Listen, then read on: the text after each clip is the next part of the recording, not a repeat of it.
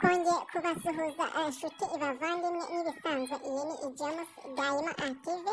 Nk'uko mubizi rero tubagezaho inkuru zimwe na zimwe zigiye zisekeje, tukabagezaho ndetse n'amakuru yagiye avugwa n'ibinyamakuru bigiye bitandukanye bikomeye, byaba ibyo mu Rwanda ndetse n'iby'irwotamasindi, ubwo ndavuga ibyo ku yindi imigabane. Si ibyo gusa, ahubwo tubafasha no kumva bimwe mu bitabo byagiye byandikwa n'ibihangange cyangwa se n'abanditsi bagiye batandukanye, haba muri Afurika cyangwa se abo irwota amasinde, twavugamo nka novela, short story, play. Si ibyo gusa, ahubwo no mu muco nyarwanda naho tugeramo, aho muzaza mugenda mubikurikira gatanu kuri gatanu. Mwakwibaza ngo rero uno munsi twabateguriye iki? Nimujye kure, nibyo tuje kubagezaho ndetse no kubabwira mu buryo burambuye.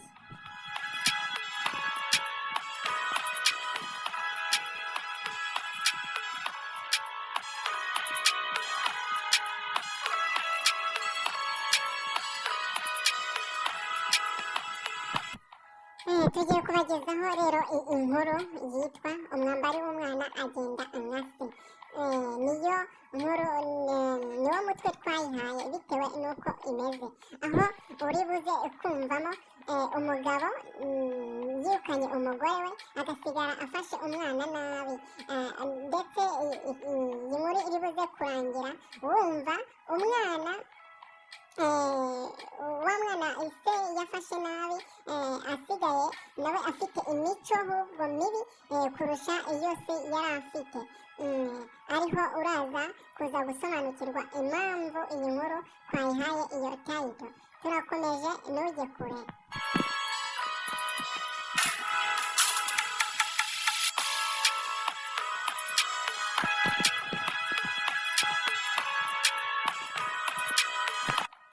Inkuru rero itangira umugabo amaze kwirukana umugore bitewe n'amakimbirane bahoragamo n'ibintu byinshi batumvikanagaho.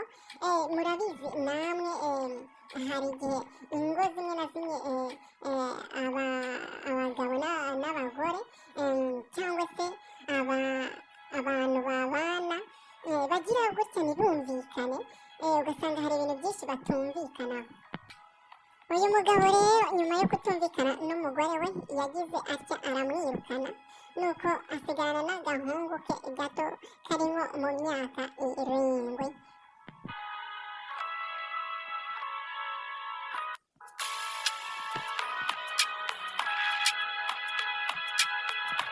Uyu mugabo akaba yari umukire cyane, afite ibintu, nubwo atumvikanaga n'umugore we. Nuko umugabo iti byagenze bite rero? Umugabo yaje kugenda ajya ako kabari, nuko agarutse araza asanga imbwa yiwe, cyangwa se mbibutsa ko uyu mugabo yari n'umuhigi, yari umukire ariko afite n'ibintu.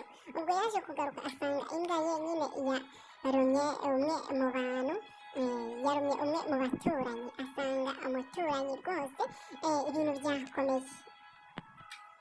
Ariko umugore we akaba yari amaze iminsi amubwira cyangwa se amwingingira kuba iyo mbwa yayivana muri urwo rugo akayijyana ahantu kure, kuko yajyaga igaragaza ibimenyetso akenshi na kenshi ishaka kuruma abantu, ari nacyo cyaje guteza amakimbirane, bikaza gutuma uyu mugabo yirukana uyu umugore. Ati hore rero umugabo yibonere kutumva kwe, gupinga bya bintu byo gupinga abantu mubana, mugapinga ibitekerezo byabo.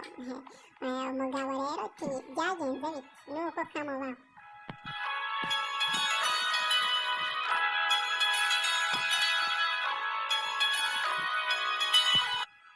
Nuko ubwo umugabo bamuciye amafaranga menshi cyane yo kuvuza uwo muntu, kugeza ubwo umugabo yari asigaye abura n'ayo kuba yajya kunywa agacupa nk'uko yari asanzwe abimenyereye. Ubwo byagenze bite rero? Nuko umunsi umwe yaje kujya ku kabari, yigira inama yo kubeshya, abwira umugabo umwe bari bari kumwe, amusaba ko yamugurira icupa, nawe akaza kumwishyura mu nyuma. Ariko umugabo yaje kumubaza impamvu yabonaga abantu benshi, aramubaza ati ese ko nabonaga abantu benshi mu rugo byagenze bite? Nuko nyamugabo nawe ati erega bari abantu benshi wabonaga mu rugo ntabwo nta kindi kibazo cyari cyahabaye, ahubwo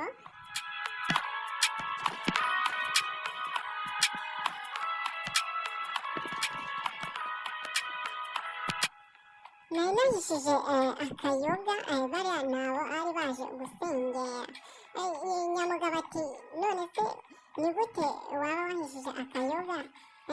Waba inganzo ko nzi ko n'umugore wawe yashaka kukuvogera uwamwirukanye, byagenze bite? Ugahisha akayoga ukaza hano gusogongera hano ku kabari? Nyamugabo nawe ati rega iyo umuntu ari mu rugo arimo yisangiza wenyine ntabwo ibintu bimuryohera, niyo mpamvu nahisemo gukinganiza hano. Ati ahubwo ungurira, turaza gutahana nawe unguhe musengerere, ndaza kugusongerera ku yanjye dore ko inaryoshye kurusha iri hano kuri aka kabari. Nuko nyamugabo si ukumusengerera yiva inyuma, aramusengerera biratinda. Ubwo nyamugabo kuko yari azi yuko yamubeshye, amaze kunywa bamaze kumusengerera ahaze, nuko yikubita hasi arahwera arihwereza. ubwo nyiri gusengera nawe kubera ko hari hashize iminsi n'ubundi hari undi umugabo wikubise hasi bitewe n'ubusinzi akahagwa, yaje kugira ubwoba aravuga ati se yaba apfuye bakaba bamfata bakanjyana mu maboko atari ayanjye byagenda iki? Nuko umugabo yigira inama yo kunyerera, nuko sibwo yikinze hepfo aba aranyereye aba aragiye.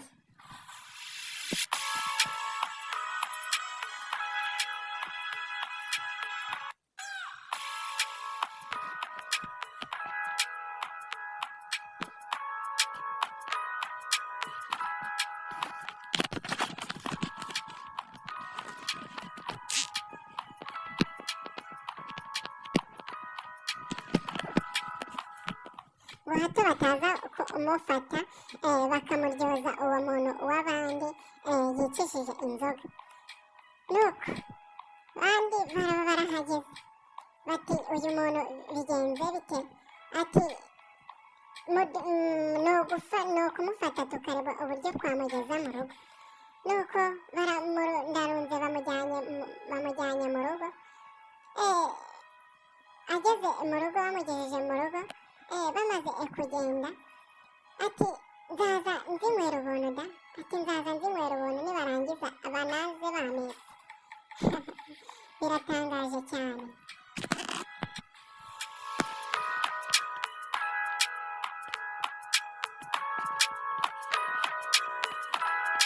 Nuko abikora inshuro ya mbere, inshuro ya kabiri ndetse n'inshuro ya gatatu biramuhira. Ariko inshuro ya gatatu umwana we aza gutekereza aravuga ati ariko se papa kubera iki bahora bakuzana baguhetse ubundi biba byagenze bite? Ko nzi neza ko wakennye kugeza ubwo n'akayoga utakikigurira, bakaba bakuzana kandi bakakuzana unuka inzoga, biba byagenze bite? Umugabo ati ati mwana wanjye se, ati ahubwo nimba uzi ubwenge jya ubeshya, ati kuko kubeshya bifite ukuntu bifasha umugabo buriya iyo yashobewe. Ati wabaye se mba nababeshye nkanywa namara kunywa nkigwisha byarangira bakanzana, ati nzaza nywa nibarangiza baze banametse da. Nuko uwo mwana aratungurwa rero uti niko papa ukagenda neza neza ukanywa inzoga z'abandi ukabeshya abantu ngo nawe wahishije inzoga hano, barangiza bakaza banaguhetse n'inzoga zabo wazinywereye ubuntu ntubishyure.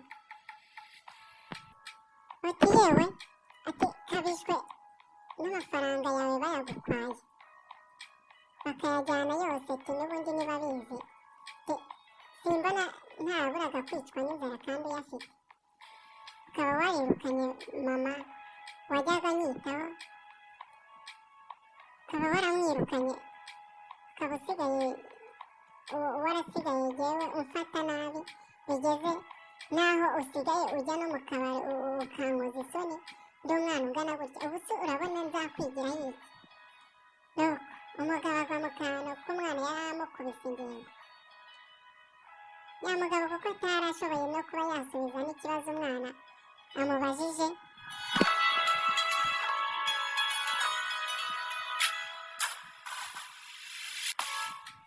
ati uwa mwana we nakubwiye ngo iki? Ati urashaka kunyubahuka kandi mbese? Ati nakubwiye ngo jya ubeshya, jya ubeshya, kuko kubeshya bishobora gufasha umugabo aho atakwifasha. Kuko ubu iyo abana abeshya icyaka kiba cyaranyishe. Nuko umwambaro w'umwana agenda nka se rero. Bigenda bite rero nyuma? Kurikira, turacyakomeje.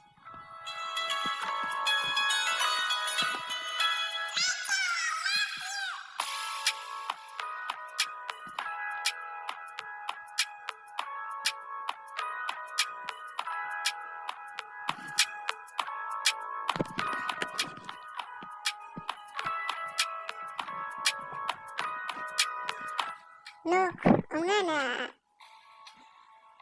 yibereka inyuma y'inzu, aravuga ati ariko si papa uhora umbwira ngo njye mbeshya, tereka nze nkwereke. Nuko umwana aratekereza, nuko agaruka yihuta, agaruka mu nzu, ahagarara imbere ya se aramwitegereza. Ati papa, utuzi n'ibindi? Njyewe sinabeshya nkawe, njyewe sinashobora ibinyoma byawe wirirwa uza umbeshya, ujya no kubeshya abandi bantu.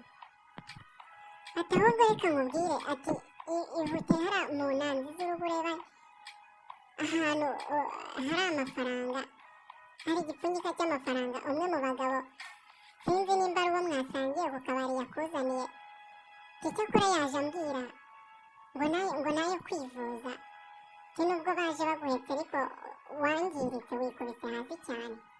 Nuko se w'umwana aratangira yikinya icyara, ati wabona nongeye nkaba umukire, jugujugu ngubu munsi y'intango z'urugo. Nuko umwana ati reka nze nkwereke sha, si ujya uvuga ngo kubeshya bijya bifasha umugabo, nanjye reka nkwereke. Nuko umwana yinjira mu nzu, akuramo urwangoshye, inzu ahita ayikinga, umwana arerekera.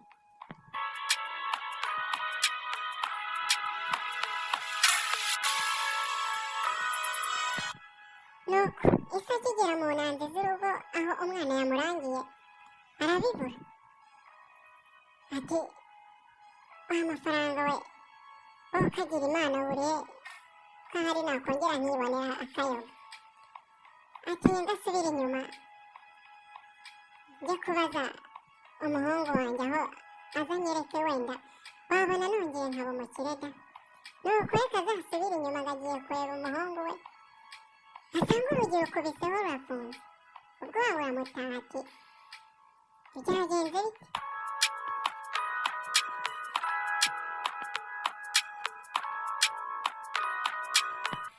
Nuko mu gihe akibaza byinshi, agiye kumva yumva mu mpinga z'agasozi, ati yewe papa, ati ndi umunyeshuri mwiza, ati jyewe iyo unyigishije ndafata, ati kandi sinagutenguha, erega burya tuzi n'ibindi.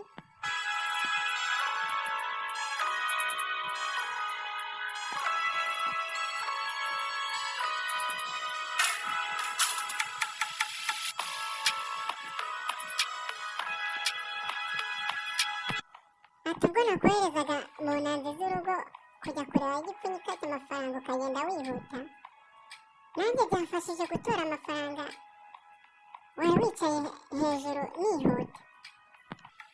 ati burya bakuzanaga bakuryamishije aho nari nashyize ya mafaranga wa mugabo nakubwiraga yamaye. ati kandi narebaga nkabona nudahaguruka wihuta, ninakubeshya ngo uhaguruke wihuta, uraza kuza kuyabona uyatore nayo ujye kuyanywera birangire ntacyo bimariye. ati none bayi, ati ndigendeye kandi ntazongera kumbona ukundi. umugabo ati yewe gamana yewe gamana,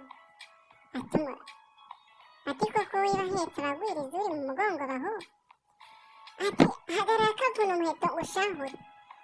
nuko umwana anyerera atyo. sijye wahera hahera umugabo yigishije umwana